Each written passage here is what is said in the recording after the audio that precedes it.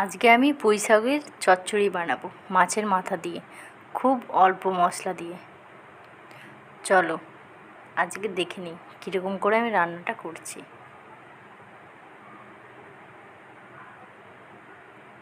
পুঁই শাকের চচ্চড়িটা বানানোর জন্য আমি এখানে বেগুন, কুমড়ো, ডাঁটা, আলু কেটে নিয়েছি, শাকটা কেটেছি আর মাছের মাথা।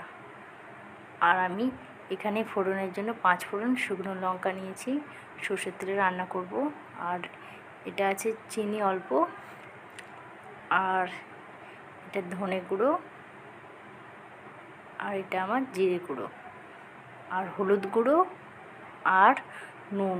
দেখতে পাচ্ছ আমি আর বেশি মশলা নিলাম না, এতে এটা দিয়ে আমি রান্না করে নেব।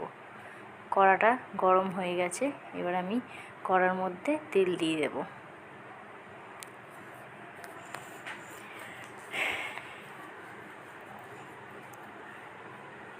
তেলটা গরম হয়ে এসছে, এবার আমি এতে মাছের মাথাটা দিয়ে ভালো করে ভেজে নেব। আমি একটা গোটা মাছের মাথা নিয়েছি।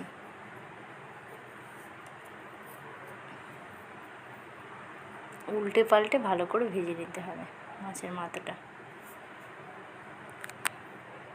লাল করে ভেজে নিতে হবে। ভাজা হয়ে এসছে, এবার আমি এটা তুলে নেব। লাল করে ভেজে নিতে হবে মাছের মাথাটা। দেখো আমি মাছের মাথা ভেজে নিয়েছি 2 টুকরোই। এবার আমি ওই কড়ার মধ্যেই আর একটু সামান্য তেল দিয়েছি, দিয়ে এবার আমি তেলটা গরম হয়ে গেছে, এবার আমি এর মধ্যে 5 ফোড়ন আর শুকনো লঙ্কাটা দিয়ে দিলাম। এবার আমি এর মধ্যে কুমড়ো, ডাঁটা আর আলু যেটা কেটে রেখেছিলাম ওটা দেব, পুরোটা দিয়ে দেব। দিয়ে এবার আমি এটা ভালো করে নেড়ে চেড়ে একটু ভাজা ভাজা মতো করে নেব।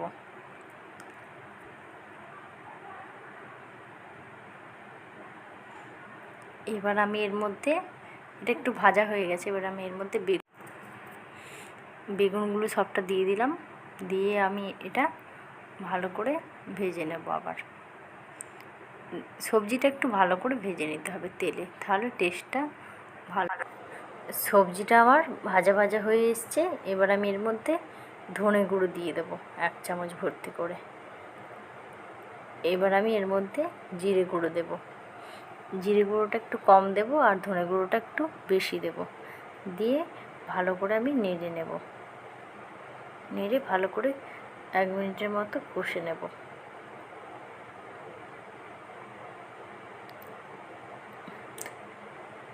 এক মিনিটের মতো কষা হয়ে গেছে মশলাটা, এবার আমি এর মধ্যে হলুদ গুঁড়ো আর স্বাদ মতো নুন দিয়ে দেবো।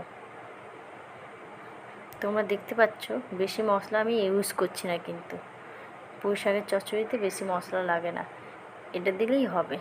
আমি এখানে পেঁয়াজও দিলাম না। নেড়ে চেড়ে নিতে হবে ভালো করে। এবার আমি এর মধ্যে শাকটা দিয়ে দেবো, পুঁই শাকটা।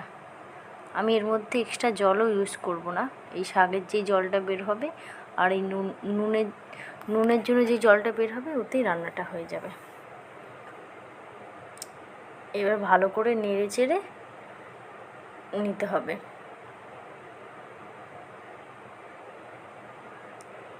ভালো করে নাড়া হয়ে গেলে, কষানো মতো হয়ে গেলে, তারপরে আমি এটা ঢাকা দিয়ে দেব থালা দিয়ে।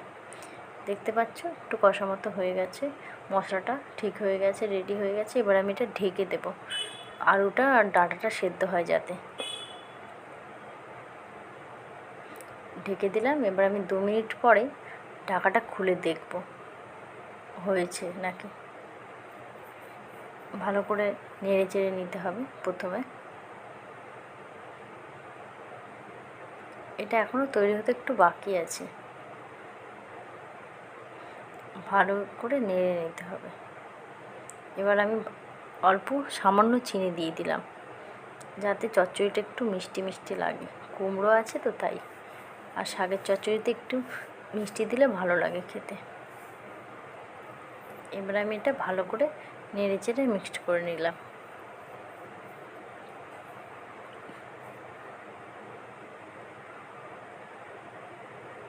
দিয়ে এবার আমি মাছের মাথাটা দিয়ে দিচ্ছি, দিয়ে খুন্তি দিয়ে ভালো করে ভেঙে নেব মাছের মাথাটা।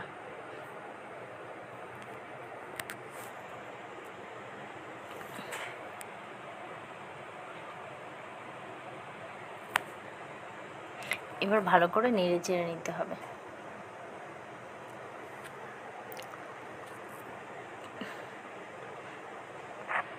এবার আমি এটা ঢেকে দিলাম, তারপরে 2 মিনিট পরে খুলে দেখব কতটা হয়েছে। দেখতে পাচ্ছ, ভালো করে নেড়ে চেড়ে নিতে হবে। এবার আমার আলুটা সেদ্ধ হয়ে গেছে। এবার আমি আর থালা দিয়ে ঢাকবো না, এবার এটা ভালো করে নাড়াচাড়া করে একটু ছোটো মতো করে নিতে হবে, চচ্চড়িটা টাইট করে নিতে হবে।